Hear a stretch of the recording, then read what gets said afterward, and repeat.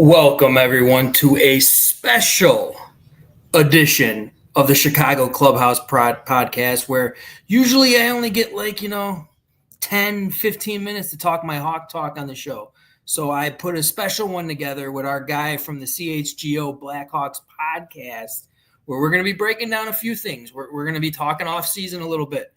I want his opinion on this coach because, I don't know. I'm not a huge fan, and I got really good friends who are Detroit Red Wings fans who are laughing at me right now. So I do want to get his opinion on that as well. And we are going to break down our picks in the draft because, in my opinion, these first four picks that the Blackhawks have are the most important picks, especially that first pick at number 3. So tune in. Let's get it going. You are now rocking with the Chicago Clubhouse podcast, where they think they know everything, but honestly, they don't know shit.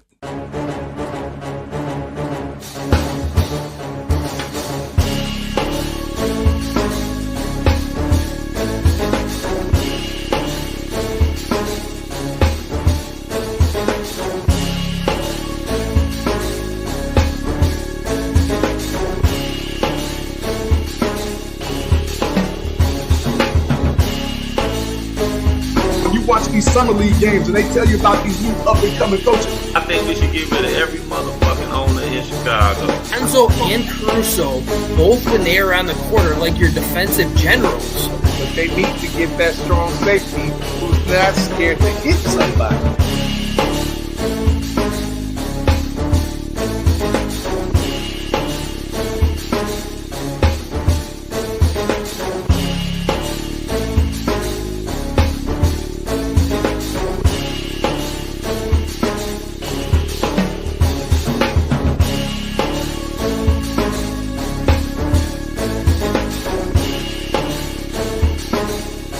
They really don't know shit.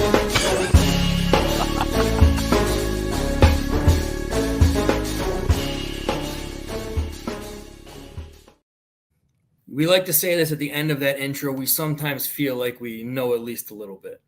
All right, but we are just fans like everybody else. But I think we know a little bit of something, especially compared to most Chicago sports owners.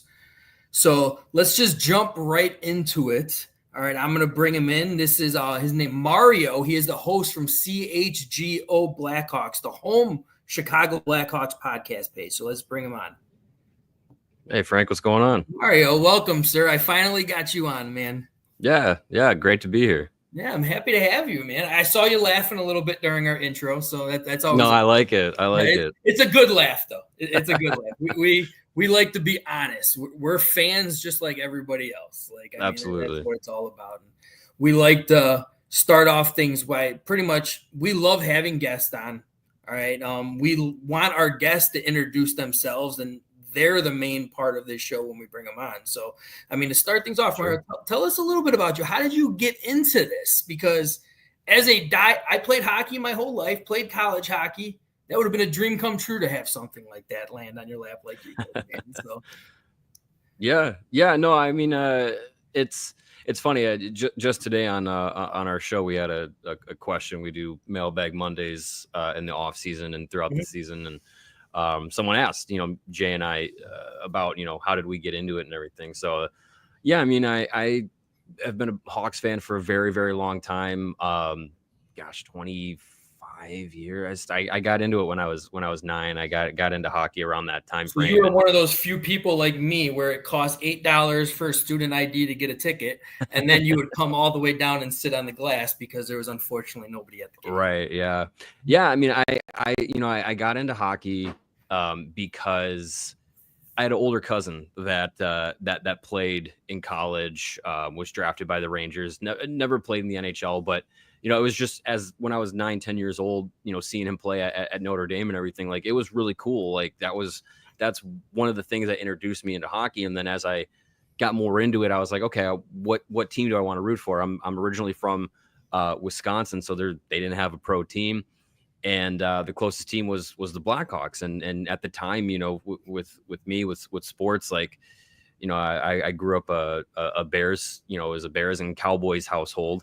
from the 90s. And so I was just like, okay, Chicago Bears, Michael Jordan was huge, Chicago Bulls, cool. I'll go with the Chicago Blackhawks. And Little did I know I was not picking the team in in 2000. That was the right team to hang my hat on. But no, I mean that's kind of when I got into it. Eric Daze was one of my first favorite players, and as I got into high school and college is when the team started to ascend, and Taze and Kane and Keith and Seabrook were becoming stars at that time. And when I got into college, I got into broadcasting, TV and radio, and one of my passions was hockey. So I started writing about it, just kind of random blogs and stuff, and eventually got an opportunity. I was working with formerly known as Sports Radio 1250 WSSP in Milwaukee. That was the first job I had out of college, and they were the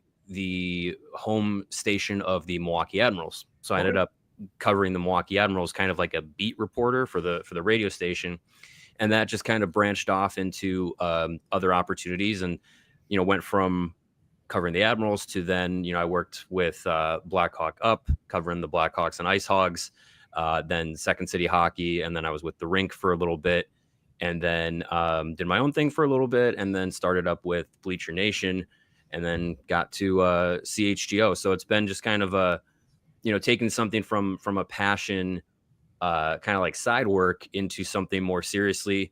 Really, this is the spot I'm at now at CHGO. I'm incredibly lucky because it's kind of exactly what I wanted to be doing. So, taking everything that was a side gig position, treating it like a full-time job, eventually turned it into one. So really just very lucky to be in the position I'm in. But it's been about 12 years of a journey to get here. So yeah, I'm really happy with it. And no, that's awesome. It's crazy that you said was it your cousin who played for Notre Dame? Yeah, I had an older cousin. What year was he?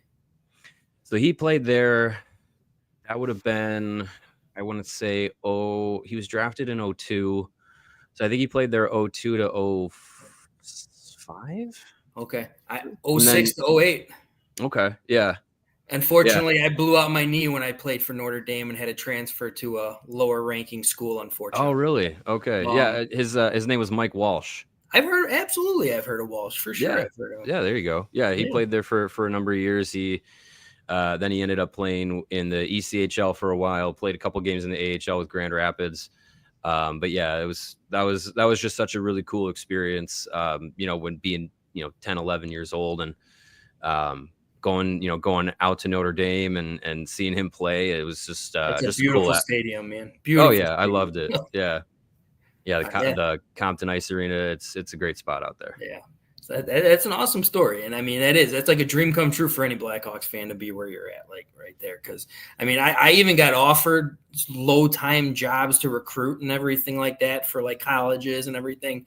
But then I just thought, I was just like, man, and it's no offense to them, but they have no lives. Like, I mean, it's just constant over and over again. So I chose not to do that, but I love watching tape. I love watching games and actually like looking and being like, I think he's going to be something special in the NHL one of these days. It's a good feeling to have those. And you brought up Eric Daze. Mine was Jeremy Roenick.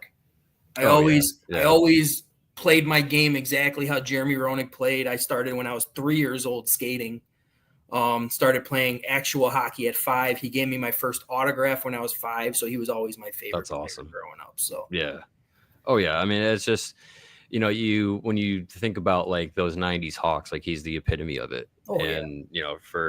For so many people, like that is the guy that got them into hockey, whether it was, just straight up from being, the awesome player that he was at that time, just like a superstar kind of ahead of his generation, or if it was, swingers and NHL 94, like pop culture references and stuff. Like there's so many ways that people get into hockey and get into the Blackhawks specifically through Roenick. So it's just, he's a guy that I never saw him play as a Blackhawk live.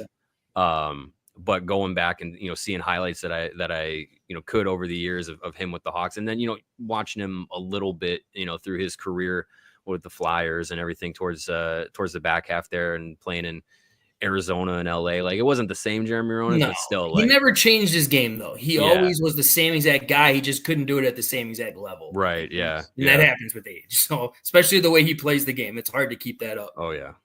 For a long, but he had a very long career. So I mean, Yeah. huge kudos to him. So I mean, let's before we even get to the draft, I did want to break down a little Blackhawk talk with you, like, and I brought it up in the intro type thing. And I have one of my best friends. I actually play hockey with him now in a men's league.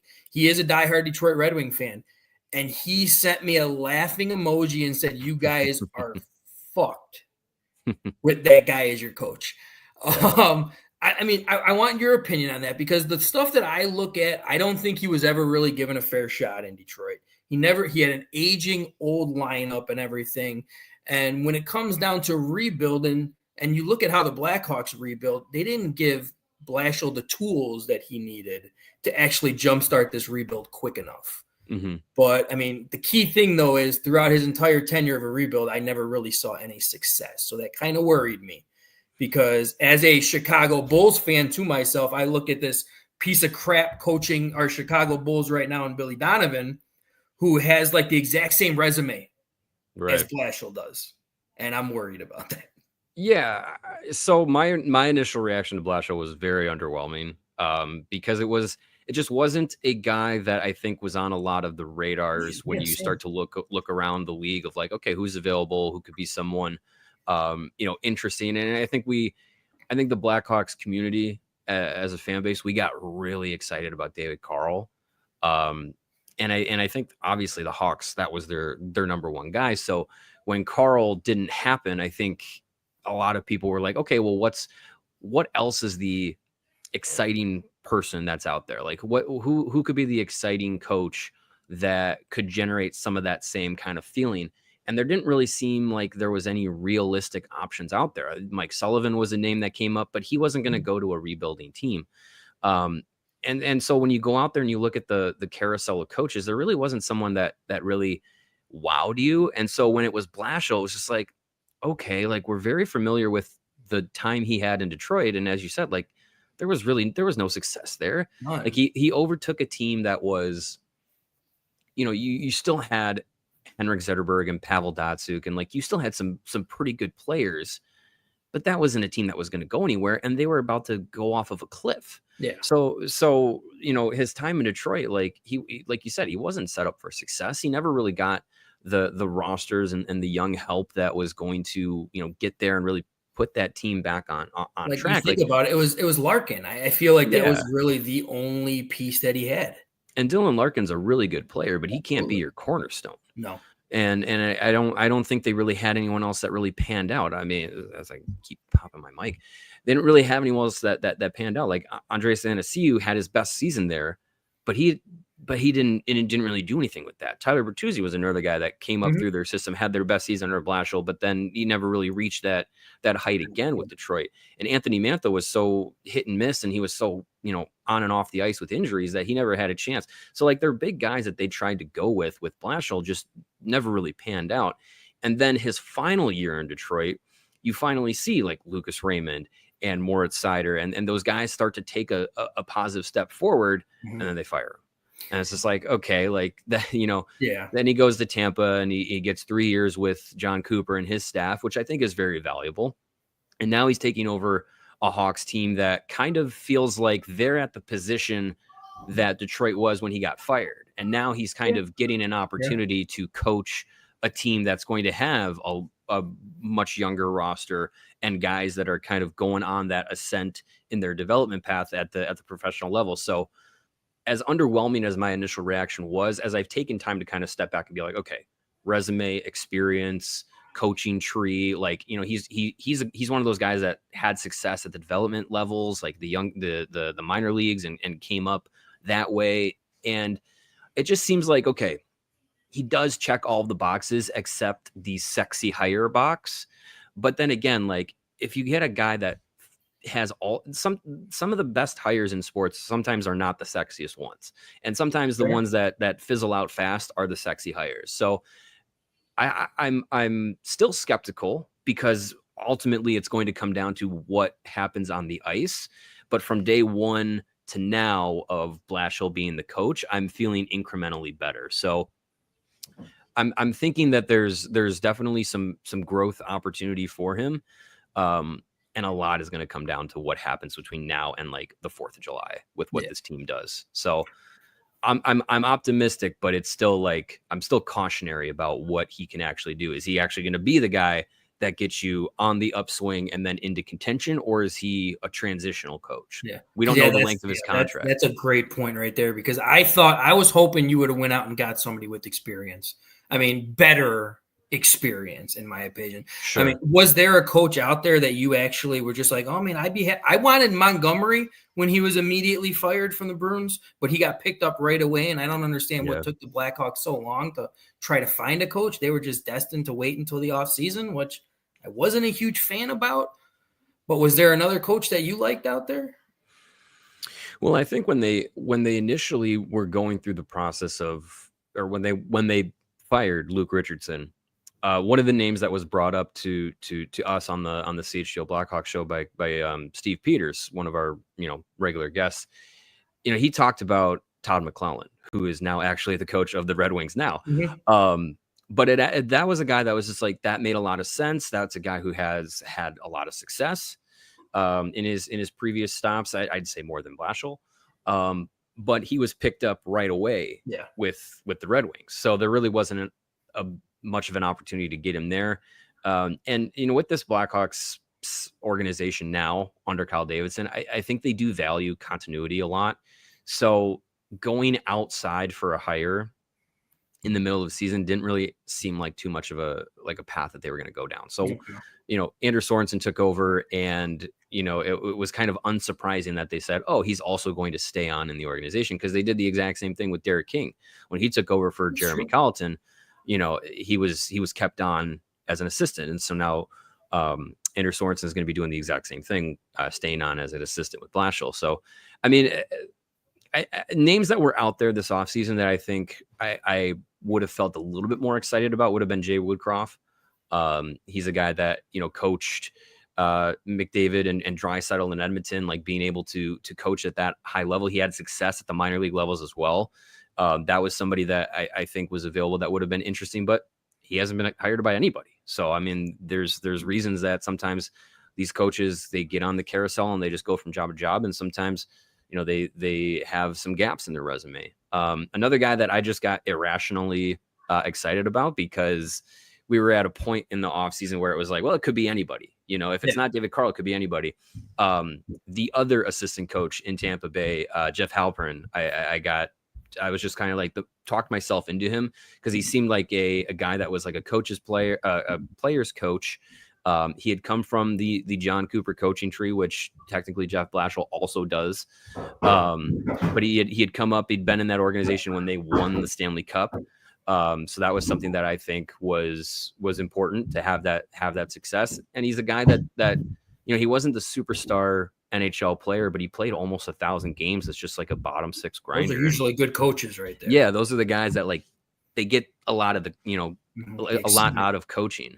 They get that knowledge. Yeah, a lot of the best NHL coaches, NBA coaches, MLB managers, they're not the superstar guys. They're the guys that have to break down the film, have to go into the coach, the team meetings, and really break down the X's and O's, because that's their game. They're not just supremely talented. Wayne Gretzky and Denny Savard, some of the best hockey players out there. They weren't great coaches. Just go out and most of them are.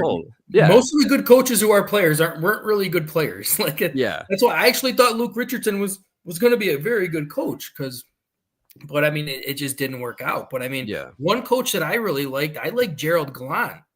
Because what he did with oversized defensemen, and I'm looking at our blue line and I don't see any small defensemen. We have so many big defensemen. So I thought he would have really shined here if we could have drafted some, grinding power forward type players and everything like that. Because we got the speed and we got the skill. We just don't got the leadership and the grind.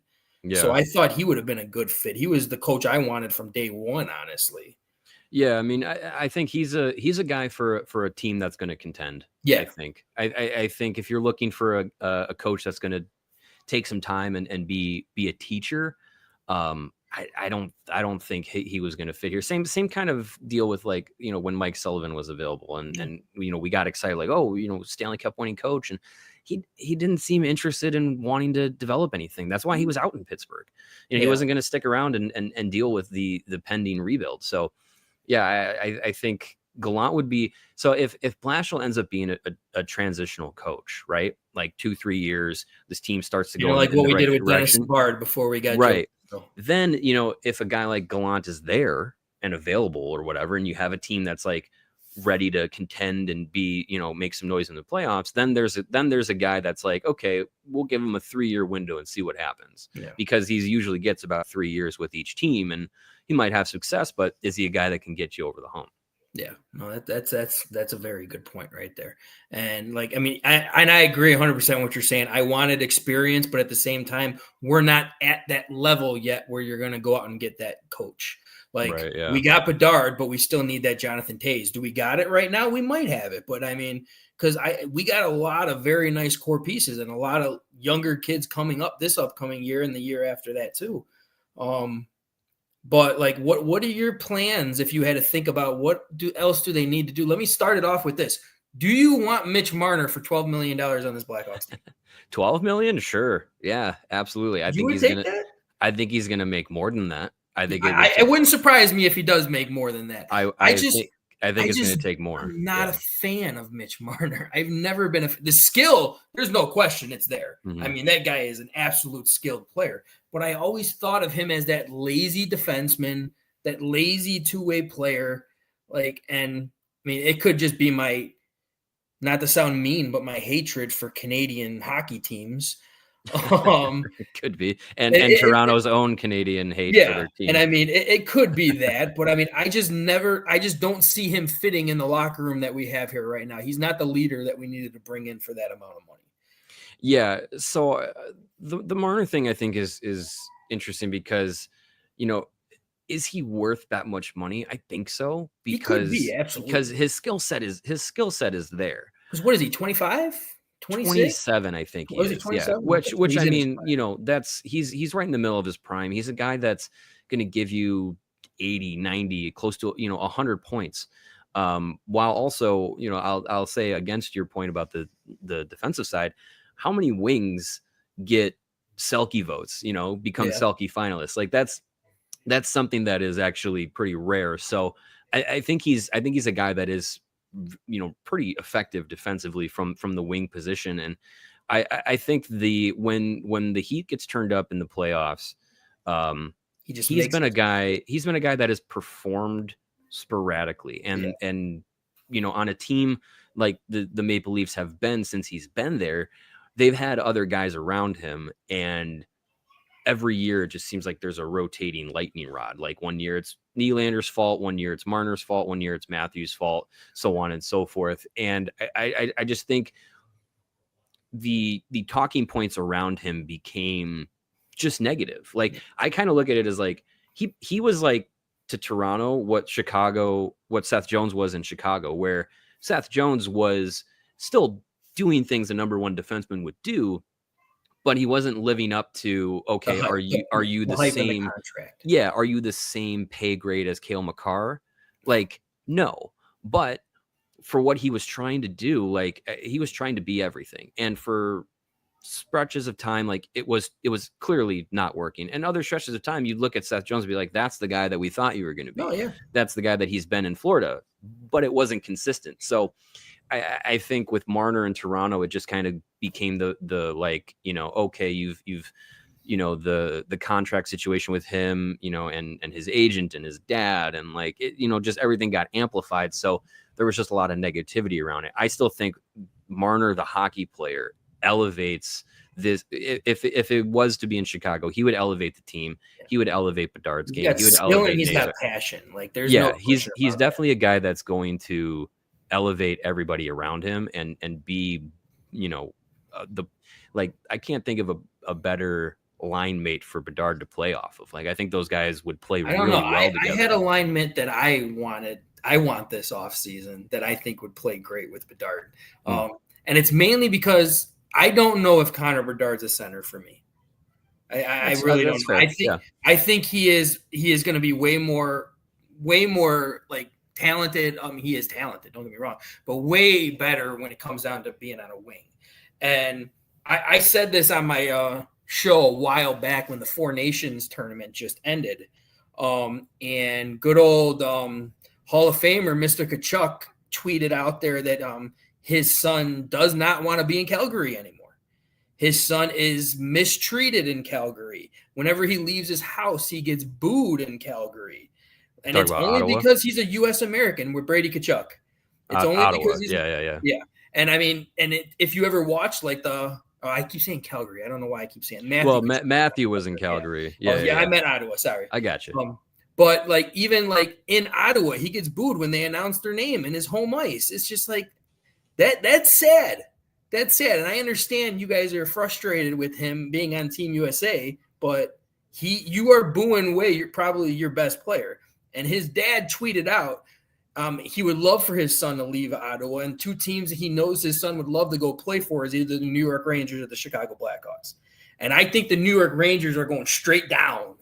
I mean, they're struggling at finding anything that works for them when the Blackhawks are at that end of getting there. And if you're going to tell me Brady Tkachuk centering, grinding, getting the puck to Connor Bedard going into those corners, I would love that matchup. Not to mention, this is a crazy stat too. He had more face-off wins than the entire Chicago Blackhawks team combined last year. Like, I don't know what to say about that. I could almost believe that. Yeah, it's embarrassing. Yeah. It's absolutely embarrassing.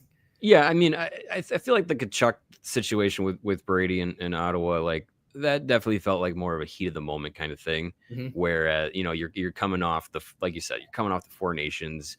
Yeah. You got the anthem booing back and forth, and you got the insane game between U.S. and Canada where they're fighting every 10 seconds. And it was a great game. That was awesome. It was such a great game. But I feel like you're getting a lot of heat off of that in the moment. But as the season progressed, and look, Ottawa actually made the playoffs this year. They did. And they made a run. They started off struggling in the playoffs, but they got their way back into it. Right. Yeah. And I think for Tkachuk, like, everybody wants to win. Everybody wants to contend, and they want to know that the team that they're playing for is trying to contend. And I think Ottawa for a few years was faking it as trying to contend. Like, they were kind of like piecemealing things, but I think they actually have a roster now and in a direction where, you see the progression that they're making. They've actually made steps forward.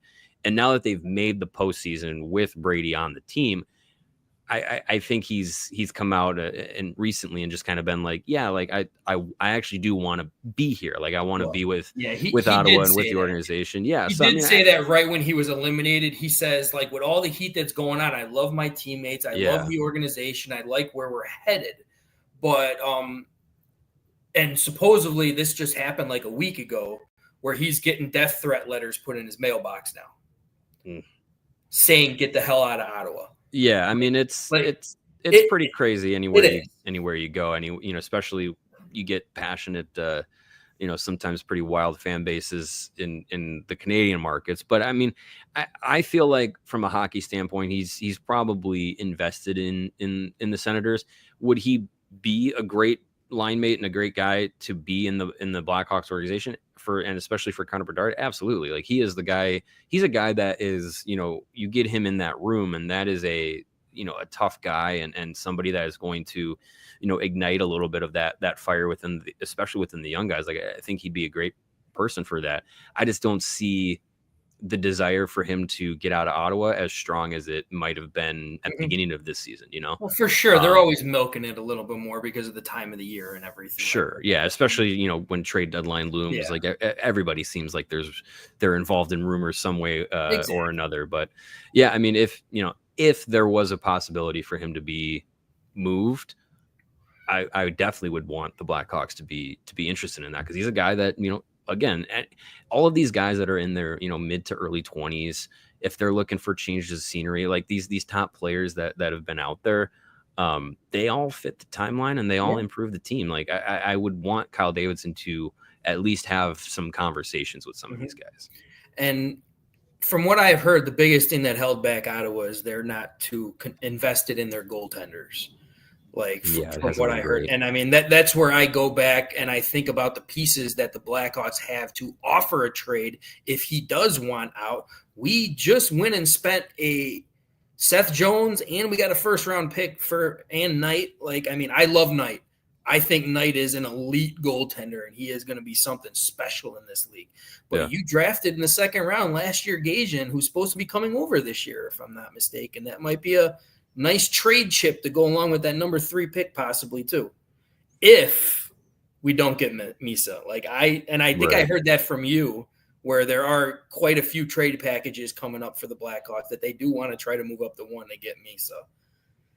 Yeah, I mean, I think they're exploring that. I think it's very clear that Michael Misa is the target. Yeah. And would be the number one guy on their board. I think we're getting a lot of indications that way because the way that we've been hearing guys like Scott Powers talk about, the number 3 pick and the Blackhawks plans. It's all with the caveat of like, if Michael Misa is not available, then, enter in Frondell or Hagens or Martone or whoever it ends up being. But it all seems like signs point to the Blackhawks have Michael Misa as their top guy on the board. So if they're trying to get him rather than hope and pray that he falls to number 3, which it doesn't seem like that's going to be likely. Those two teams can't be that stupid. Yeah, they'd have to make a move to get up to 1 or 2, which it's possible. I just don't know if it'll actually happen. Yeah, I don't know if it's going to happen either because I know they are very invested in those draft picks. They are really invested in finding the right pieces. I just look at Misa and that's the check mark of everything I feel like the Blackhawks need. Yeah. Like I was joking around about this with one of my friends. I was like, if Marian Hossa and Jonathan Toews had a baby here, it popped out Misa. Like it's like the perfect fit because he is a really good two-way hockey player. Yeah. All right. He is a very good hitter going into the corners, taking the beatings to coming out with the puck and everything. And he wins. I think he finished off his last season 58% in the faceoff dot. I mean, that's just like every checkbox that the Blackhawks desperately need right now. Yeah, and I think I think if when the Hawks were sitting there with the second best odds to win the lottery and everything, you figured I was really mad when we dropped the 3. I know you figured if we had a shot. If it went chalk again like it did last year and you land at 2, well, okay, Sharks want a top defenseman. There's Matthew Schaefer. Hawks get Michael Misa. Dust off your hands. Everybody's happy. But yeah, I mean, it doesn't seem like he's going to fall. I think the only, grasping at straws situation would be if the Islanders actually do lean into James Hagens is from Long Island, so we're going to take him at number 1. Would that be really a dream come true for me if that happened? Oh my God, that'd be awesome. I just don't know if that'll actually happen. I think that's the last thing that Blackhawks fans are kind of holding on to hope that Misa falls there. But no, I think he's absolutely for a while. I've looked at him and looked at Schaefer and at the top of this draft, and I've just felt like Misa has had the outstanding season that he did, like to lead the OHL in scoring. Just like you said, he checks every box. He's one of the best got all the tools too in there. Like, I mean, he didn't give up goals either. Yeah, I think he's a guy that absolutely does everything on the ice, and he does it at a high exceptional level. So he would be the perfect pick for the Hawks. But you get to 3, and if he's not there, I think with put on your GM hat. What are you doing at 3? Misa is more than likely not going to be there, and I agree with you on that too. Like, who are you taking at 3? Who's the best fit that you feel at 3? Well, I mean, generally speaking, I feel like any of the 4 forwards after Misa, you're going to be totally fine with. I think each one of those guys brings a skill set that the Blackhawks can benefit from, and checks a lot of the boxes that they still need to check, especially at the forward position in their prospect system. If it's me at number 3, I'm going with Porter Martone. I think he's a guy that is got the size that you want. He's got the, he's not a typical power forward in that he's going to run guys over, but he can play a big game. He can play in front of the net. He can play in the corners. He can win battles. I get a lot of, prime Blake Wheeler from him, where, you know, he's a big guy, but he's got a lot of skill in his hands, sees the ice really well, is a really good playmaker, really good passer. And okay, is the skating not, you know, is he not Matt Barzal or Makar or McDavid out there? Sure.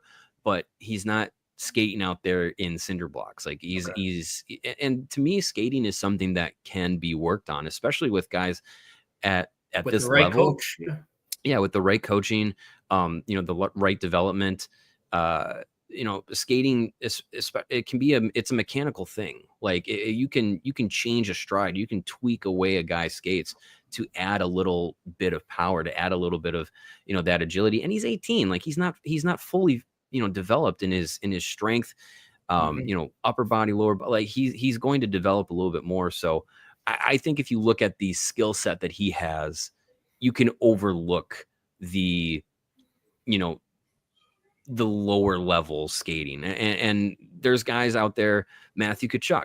He's not an exceptional skater by any means, but he's a guy that you win with. He's a guy that plays that style that everyone covets. And I feel like Martone is a guy that can play that style. And I think, you know, is he limited by only being a wing? Maybe. But I think he's got a skill set that really translates to the NHL. And I think down the road, like you're talking about at least a second line winger, maybe a top line guy, especially if he's paired with the right center. Yeah, and I mean, one name that I actually looked at with Martone, if I'm looking at a ceiling for him, and he's in the Stanley Cup Finals right now, is a prime Corey Perry. Like, I mean, he's got those excellent hands that stick in front of the net. But the only thing that I got from Martone, and I did like read like the pros and cons on him as well before I started watching tape on him, is, and you did say he's physical, and I mean, he is physical, but sometimes he's physical at the wrong moments. I think he makes a lot of mistakes sometimes. But again, 18-year-old kid, that's going to happen. I mean, but the only thing I was worried about when I looked at the ceiling like a Corey Perry, I also said to myself, I don't want another Kirby Dach. Yeah. Because he kind of reminds me a lot of Kirby Dach because he has those hands, he has those skills, but he was a two-way defensive liability. But again, he is only 18 years old. He hopefully is going to learn that. And he's got the body size to at least get better at the two-way skills. Yeah, I think Hawks fans have a little bit of Kirby Dach, you know, PTSD. Wasn't Kirby Dach 3 as well? Yeah, he was third. Oh God, I didn't even think that. about Yeah, yeah, but I think when he came in, it was okay. Here's a guy who's got some size, plays down the middle. But I would say, thinking back to, okay, you know, remembering Kirby Dach when he was drafted and looking at Martone, and I think just the on puck skill set is a little bit higher with Martone.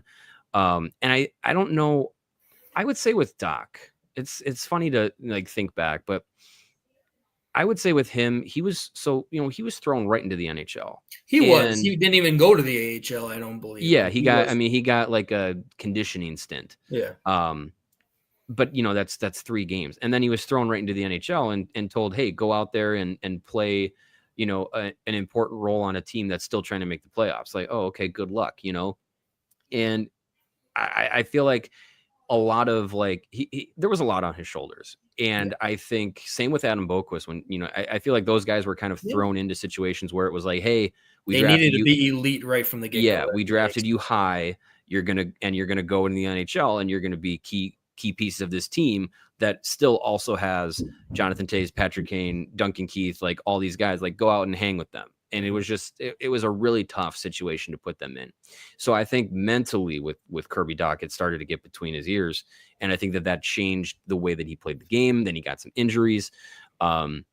So I think with Dach, if he had been given a little bit more runway, I think his time here in the organization would have changed a little bit, but the injuries never helped. I mean, the guy just couldn't stay healthy, unfortunately. And the sad thing is, he got traded to Montreal, and he still was getting hurt there. He couldn't stay healthy. Right? So, yeah. Bad luck for an NHL career, because I did feel he had a lot of skill. He just couldn't catch a break. He did, and you know, we mentioned Eric Daze at the beginning of the show. Kind of a similar situation, like with Dach, like. He's a big guy, but he doesn't play power forward hockey. He is big, but he's not going to go run over guys. He's not going to go, you know, power through guys in corners and in front of the net. I think some of that might have come with, the injury worries that he had, but he just never played like that physical style at the NHL level and hasn't really done that. Whereas, keeping the conversation with Martone, like, I feel like, even though he's not a bruiser, he's bigger than Doc was already. And I think it's a different game playing on the wing than it is down the middle, and especially at, in the defensive zone. So I think if the pick ends up being Martone, I think there's a lot of things that work well with him offensively, as long as he's engaged defensively and is committed to trying to play some defense. Like, I think you can get something out of him there. I just really want a center who can win faceoffs at that number. Yeah, that's a big thing. That's what I want. And I know we did have one question in the chat. I believe you're talking about Lushinov, and I mean, he had a very good rookie season, in my opinion. He was injured at first. He came up a little like halfway through the season and everything, and was kind of going back and forth. But again, like how we were discussing, we don't want to throw somebody to the wolves right away, especially when you're a rebuilding team. Let them develop in AAA in Rockford. This isn't baseball. Let them develop in Rockford. And he had a great season, and I believe he finished like number one in defensive throughout all the AHL this past season. So, yeah, he got better as the year went on. That's for sure. You get more comfortable at that level, and that was a 19-year-old kid too. I mean, yeah, absolutely. He is going to be a great defenseman for this team in the future. So I'm not worried about him one bit. Yeah. So you like Martone? You like Martone at 3 if you had to choose? He'd be the guy if I was making the pick at 3. I think it feels like signs are pointing to Anton Frondel. Obviously anything can happen, but it seems like, last year, this time, I put a lot into what Scott Powers has to say. He's one of the most tuned in people on the Blackhawks beat. Around this time last year, he was the one saying it looks like the Hawks are going to lean towards Artem Levshinov when we were talking about the Levshinov-Demidov debate. And a lot of people were like, no, Ivan Demidov. I was one of them too. I was back and forth. I did not know which one to choose. I would not have been mad at either one that they chose. Yeah. I mean, that's the thing. Demidov had a great year, but there were a lot of times, and I think one of them was against the Blackhawks too, where I just saw a lot of lazy hockey from him. Like, it was just offensive, skilled powerhouse, no question. But the back checking, he was just gliding out there, never coming back, and I don't like that type stuff, especially when you're in the NHL. Yeah, well, I mean, that is one thing that again can be worked on with young players is commitment to playing D and everything, and it's a different game being in the NHL than it is being in the KHL, and where you might be able to get away with some of those things as a young player who's just supremely talented. But Powers started to go towards like, hey, it looks like the Blackhawks are leaning towards Levshinov, and now this time he's going, it looks like they're kind of leaning towards Frondel. So I think I'm starting to mentally prepare myself that as much as I might want Porter Martone, I think it is going to be most likely Anton Frondel that becomes the pick. And look, like there's high upsides for him too. I mean, and with all these guys, like there's no perfect prospect. There is. There never is. You just wish it's the perfect prospect. Yeah, of course. In my opinion, Misa right now is the perfect prospect for us. But it just doesn't look like it's going to happen. Even with him, there's some things that you can question and say like, oh, is it going to translate? But I think with Frondel, you look at it and he's got the size. He plays down the, he can play down the middle. I know he's been playing a lot of wing as well. But it's transferable. 46% in the faceoff dot. Look them up. I like them too. And I mean, that's good enough. We did not have one person above 26% on our team this past year. It's better than Bedard was. Yes. But I mean, you look at it like his shooting ability is his best trait. Yes. And I think what the Blackhawks are missing is a guy that is just not afraid to shoot. And I think they got somebody coming up in their system with Nick Lardis who has that trait. God, and I think that's he's a guy that I'm interested in seeing with Rockford this year. And he how finished with like 86 goals in his 70. It was I knew it was a new record. He beat DeBrincat.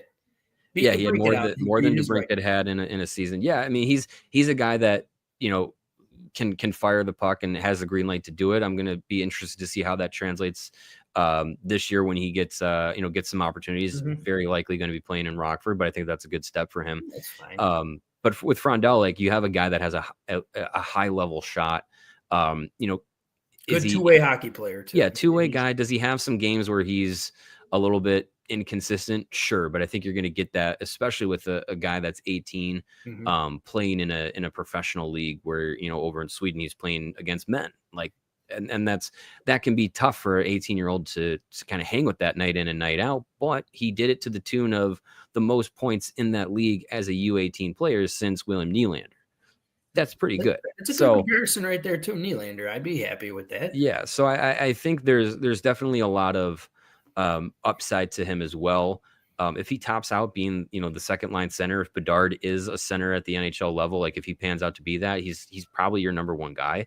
So if he's a second line center or something like that, or Frank Nazar stays at center and becomes the star number two guy behind Bedard, or hey, maybe he's the number one guy. Who knows?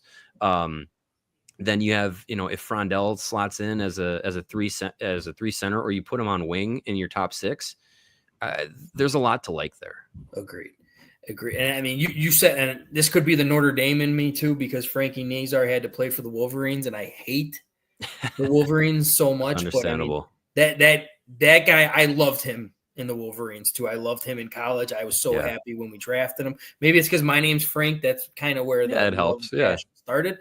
But he also has a great shot, quick snapshot and everything like that. And that's where I was going, like with this draft, like you have so much speed, you have so much skill, and you have a lot of shooters coming. Now you got to go get the guys who are going to get them the puck. And I know you can get that a lot in the offseason, and we have been failing that, in my opinion, in getting those guys that can go get that puck in the offseason. But that's where I was leaning more towards with my late first round pick. I like that Malcolm Spence. I mean, that's another, I think he's like a 6'3". He's a winger, don't get me wrong, but I don't care. 6'3" power forward. And he's just a bruiser that's going to go in there and get you the puck, who also has very good hands and a very good shot. Yeah, he's the guy that I've been keeping an eye on, since we started getting, diving into this draft class. And with that second first round pick, like who knows if the Hawks actually use it or if they move it. But if they do use it, I really hope Spence is there at 25. Cause like you said, like he's that guy that feels like a really good middle six power forward two-way. It reminds me a lot of like Brandon Saad, like to tie it to a Hawks guy. Exactly how I saw it too. Yeah, like young he really, Brandon Saad when he came in with the Blackhawks. Yeah, he really feels like that guy that is just going to be able to. You can put him around the lineup, and he's going to give you the same game no matter what. And you talk about a guy that can go in and win battles. He can move well. Like and from all indications, a really high caliber kid. So that's a guy that I think for the Hawks like checks all the boxes. Like skating's not really an issue with him. No. He doesn't have that top end speed, I don't think, but I mean, I don't care if you got that size. I want you grinding it down low and getting people like Nazar, Lardis, and Bedard the puck.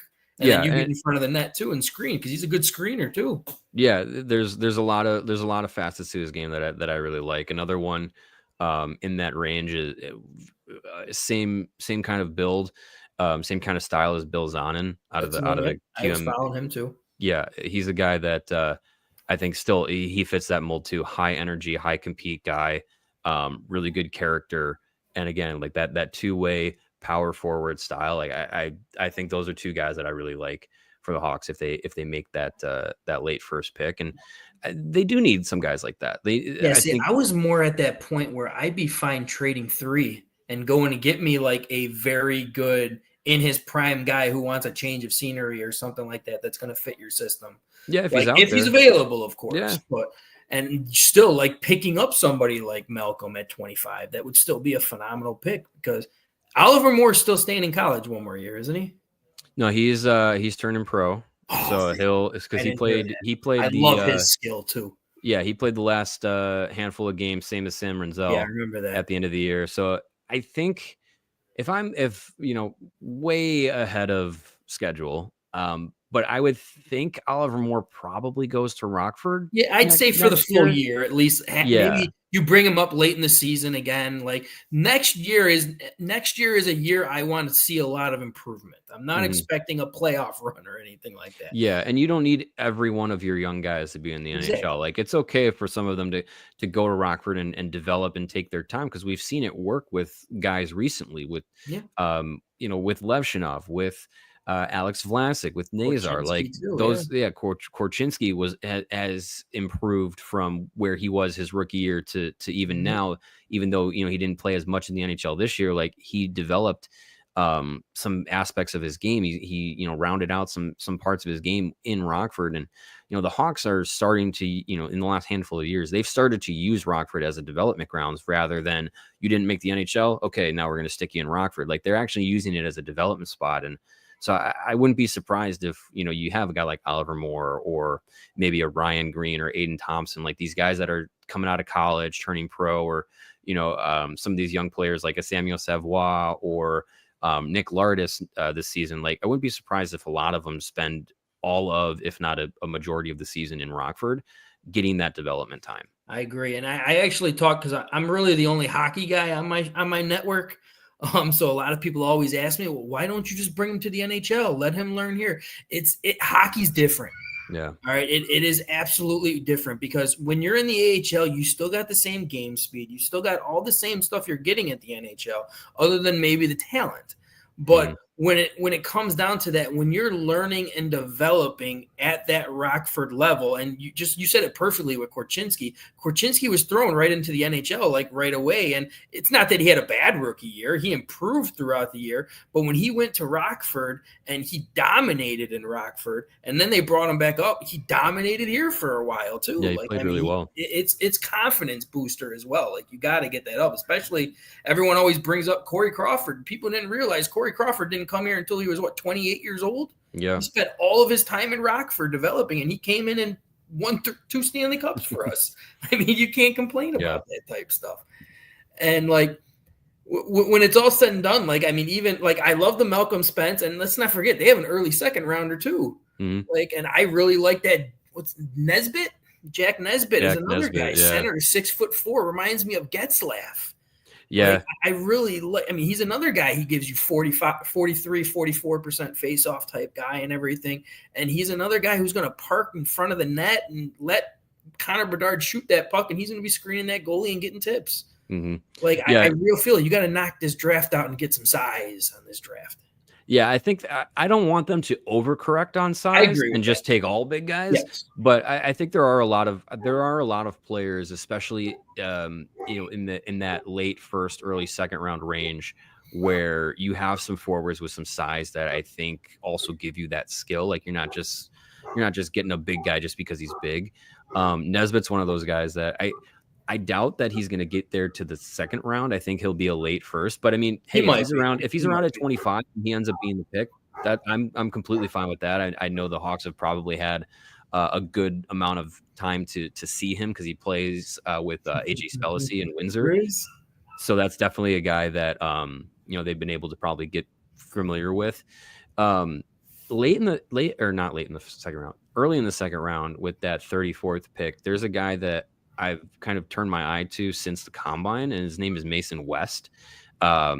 He's 6'6", 215. He's a center, huge guy. Plays in Minnesota. Played for Adena High School there. Won a state championship with them. He's also a high caliber football player. Oh, so he's got that buffling in him. He's the quarterback. He's the quarterback there, and he's got D1 offers at Kent State and Miami of Ohio, to name some.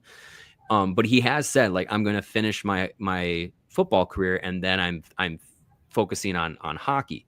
So he's gonna go back and finish his senior year of high school. Going to play with the USHL Fargo Force, I believe, next season. but he's one of these guys where it's just like the size, the raw athleticism, the raw tools of his game are really intriguing.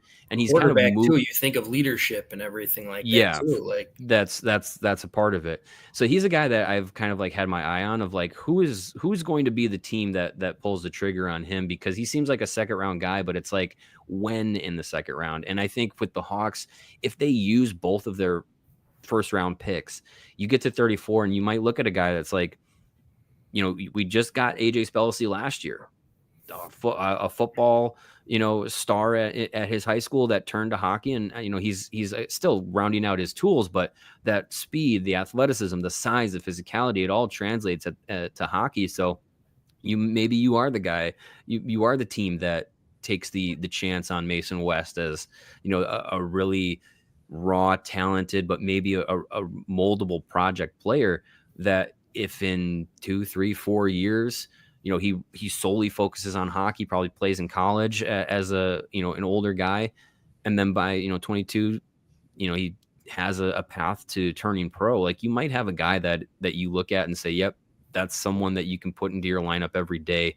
He's a big guy. He can play, you know, play in your forwards group and really make a difference. So he's someone that I'm intrigued where he ends up going. So we did have another question in the chat as well. And I mean, this is a question I always get all the time too. I expected this past year to be a lot better than it was going to be. I mean, I think a lot of people expected that with the people that they brought in. I thought it was going to fit well, and it turns out that it didn't. So I felt like we took a step back.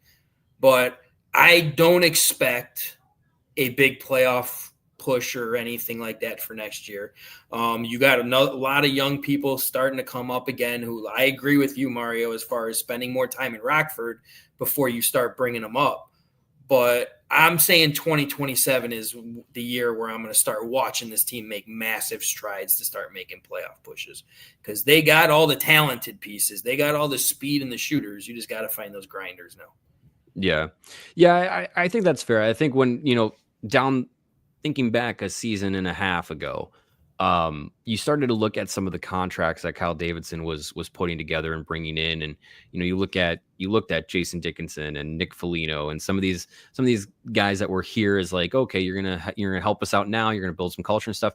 They all ended after this season, and I think Kyle Davidson was pinpointing that 26-27 season as the year where, you know, Frank Nazar's likely going to be, or he's going to be on his second contract. Connor Bedard's going to be on his second contract. And you're going to have the cap going up. And we kind of all looked at that as like 26-27 could be a year where the Blackhawks really make some moves. And again, it all depends on the development of a lot of these young guys, but we're pretty encouraged by that across the board. So yeah, this year, if they're not going to be a playoff contender this year, unless everybody hits their ceiling, they're not going to be. You never know. And maybe this coach just saves the day for us year one. Like, maybe. I mean, it could happen. But I was worried all year last year because of what we were seeing. But when they made that gigantic trade in getting Knight over here, I would have been happy Seth Jones for Knight straight up. Just straight up. And then you decided to throw in a first-round draft pick for there. I was just like, I don't know why you did that. But I'm like, that was just great, because Knight, when he was given the chance, was always good. Mm-hmm. Always good. But, I mean, then you went out and got, obviously, a great goaltender over there. So, I mean, I understood why they unloaded him. And Seth Jones is, a third defenseman in Florida, and he's looking like an elite defenseman because he doesn't have to be the guy over there. Like, he's got some help, yeah. Yeah, I think, you know, when you look at the pieces that they have in place, like they have what should be their goaltender of the future. You have the defensive group developing, like you have a good core there that is ready to take some steps in the NHL. And then you look at the forwards and it's just like, you know, you're excited about Nazar. You know, Bedard can be a special player as long as he keeps taking some steps forward, but you got to add a little bit more to that forwards group. And, you know, we might have something with Oliver Moore down the road. You might have something with, you know, with Ryan Green. Who knows what Colton Dock could end up being at the NHL level. Largest come over here, be a 40-goal scorer would be incredible. That would be wonderful. I would love that. But I think, you know, this season I would love for them to try and be what the Ducks and what Utah was this year. Like, be a team that that, is you're not battles every single Yeah. game that they are in. Yeah, you have a young roster, but you're playing hockey that is competitive. You're in most games. Like if they can get into the 70s, high 70s of points, I think that would be, a good indicator that things are going in the right direction. And then you look at that 26-27 season. Like I think if we have those progressions this year, I don't think there's anything to say that you can't be a team that, fights for a wild card at 26-27. And then, to the question, like, yeah, I think 27-28, if we're not talking about playoffs by then, something hasn't gone right. And then you start looking around the organization and you by then I think you'd have a guy in Kyle Davidson where the seat would be hot, because nobody likes these long rebuilds. And I know rebuilds mostly are long and take some time, and Kyle Davidson has his plan and he is pretty much stuck to it since he took over. But I think there is a lot of pressure, especially when you start seeing guys like Connor Bedard, whether it's outside narratives or, internally there's some truth to it. If he starts getting frustrated with how things are going in Chicago, like, you don't want a disgruntled superstar on your hands. You don't want the what is supposed to be the face of your organization with a sour face out there. But I mean, that's the thing. That's his face. A lot of people, a lot of us would have the same face. He looks so unhappy. I was just like, I mean, he wants to win. Is anybody going to complain about losing? Of course he wants to win. But you guys are all saying it's like, oh, they're going to lose him. He's going to be gone. He has come out in so many interviews saying, he's like, I love it here. Like, I see the future. I see the people that they are bringing in to surround this team, and we are going to be so special. I'm not going anywhere. Yeah. But, you still got those disgruntled Canadians who want Bedard to get traded Vancouver over to Winnipeg fans. or something like that, so he can go back home. Right. But, so we did have one more question on there, too. Can you give us a listing before we let you go, your top 3 favorite Hawks? You gave me one already early with your Eric Daze, which Eric Daze was one of my first favorites. I don't think he'd be in my top 3 all time. My all time. Let's just say your top 3 favorite players all time. Top 3 all time favorite starts with Duncan Keith. He is a guy that I just loved watching him, and just the heart that he played with, the importance that he had for those teams during the cup runs was incredible. Like, you just have a guy that for half of a game takes away half of the ice. Like, he was so special to watch. He looked like somebody at times where he didn't have any, he looked like he was about to make a mistake and just never. He was always just so great positional. Mm-hmm. It was absolutely insane. He hardly ever made mistakes. Yeah, he was a guy that I always was a big fan of. So I would say he's my all-time number 1. Number 2 would probably be Jonathan Toews. I think you have to love Jonathan Toews. Serious. Being the leader of those teams. And then number 3 would be Patrick Kane. I know it's super shock of my era to have those guys in there, but just to be so spoiled as a Blackhawks fan of that generation, to see all those guys together. You could put Hossa on the list, you could put Seabrook on the list, Crawford, Hjalmarsson, Sharp, like up and down the lineup. Like you just so many of those guys, you could all, you could have a top 10 and they'd all come from those cup teams. Like we were just so spoiled. All of them were great people. That too. Talent. That just great people. Like, and I think most hockey players are like that. They are absolutely great. I know Patrick Kane early in his career, from what I heard, was a real piece of shit. But I mean, he had the skill. Plenty of stories. It really didn't matter. But he grew up, and hate to say it, after those stupid allegations that he had back in Buffalo, he completely changed who he was after that. Like, he was never really trouble after that.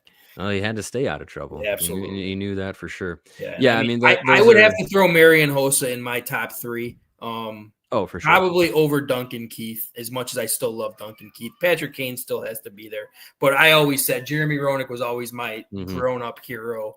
And one honorable mention, and he hardly had a career with the Blackhawks, but he is my favorite goalie that has ever stepped foot on the ice. and that is Dominic Hasek. A lot of people did not know he backed up Eddie Belfour. I have a Dominic Hasek jersey because he Blackhawks and Sabres jersey because he has always been my favorite goalie of all time. So I always got to throw him in there. I mean, imagine having a tandem of Hasek and Belfour. If you only knew what the two of them would be for their careers, you make it work. Both of them had Hall of Fame great careers, so I mean, can't really say one was better than the other. But I could always say Dominic Hasek pretty much changed the game for goaltenders because those flying around all over the place goalies never really existed back then, and nobody really ever gave them chances. Yeah, the athleticism in goalies started to change once he hit the map there for sure. And I know Jay Grizz put on there, Byfuglien was always a fan favorite, and I really wish he could have had a longer career, let alone a longer career with the Blackhawks. But it's unfortunate because I do have friends in the Blackhawks organization, and they straight up said just Byfuglien didn't give a shit. And it's sad. He was a great player and was so skilled and was an absolute truck. Mm-hmm. He just didn't give a shit. Loved his friends, loved his teammates, but hockey was always like a second option for him. Yeah, partying was first. Well, I mean, he did both at a high level. He did. Yeah, I mean, it's funny. I think it was Duncan Keith was a few years ago on the Spit and Chicklets podcast, and he told a story about when Byfuglien was drafted, and I watched that show. Yeah, like he's in the locker room and they're like, oh, who are your favorite teams or who are your favorite players, and he's like, oh, I don't really watch hockey, and then he gets to the end of his career and he just becomes a pro fisherman. That's okay, sure, absolutely, that fits the Byfuglien story. But yeah, I mean, he's one of those guys that if I could go back to that summer after that 2010 Cup and undo one of the players that they lost, he'd be the guy. Number 1. 10. Yeah. Number 1. And he'd win in. He was, if he could have had a longer career, was an easy cinch Hall of Famer. There was nobody that could touch that guy. Nothing. Yeah. He had shot. He had the You could put him up there. Anything. He was an absolute monster. But hey, Mario, I appreciate you coming on, man. Yeah, absolutely. I would love to get you back on again. Maybe once training camp comes around or after draft or something, we could do a little after draft party if you ever. I'm sure you're busy with CHGO, so I'm not taking you away from that, man. No, you're good. Anytime, Frank. This was a good time. If you want, for all the people watching, can you just tell them where to find you? Yeah, you can find me on Twitter at Mario_Terabasi. You can follow the CHGO Blackhawks account at CHGO_Blackhawks. That's on Twitter. We're also on Blue Sky. If anybody's out there, search CHGO Blackhawks, you'll find us. And yeah, all our work with me and Jay Zawoski is at allchgo.com. You can find our written work. You can find our podcast there. Really appreciate it. Yeah. Again, thanks for having you on, and happy Father's Day, man. Thanks, Frank. Thanks. All right. Go Blackhawks. I hope they get it right. That's all I want. Just get it right. I hope so too. All right. Take care, man. Thanks, Frank. All right, guys. Great guest on that one, man. It's always a blessing to have somebody with pretty much felt like his dream came true, being a host with covering the Chicago Blackhawks. That's something I always wanted to do as well. So, but other than that, hey. Shout out to everybody who was able to watch. I know this was kind of like a last minute thing. I wanted to try to get a little draft talk in here before the draft actually happens. To close it out, I'm doing anything that I freaking can to get Misa. I don't care if I'm moving up to number 1 to draft Misa. I want Misa on this Blackhawks on this team. Give me Misa. It just sounds so cool to Misa. But everyone who always asks me, what's so special? Why do you like him so much? He checks every single box the Chicago Blackhawks need. He is one of the top goal scorers in the OHL where he's at. He had one of the best face-off percentages in OHL history. He is a two-way hockey player. I always joke around, and I said it earlier in the show, if Marian Hossa and Jonathan Toews had a baby, out popped Misa. And that's great thing to have in this lineup. So in my opinion, if I'm not getting him trading up, I'm trading out. Go get me a 25, 26, 27-year-old very good hockey player who just wants to change the scenery. I'd rather have that than take another gamble on possibly another failing Kirby Doc type player. So, but other than that, hey, let's close it out with a little.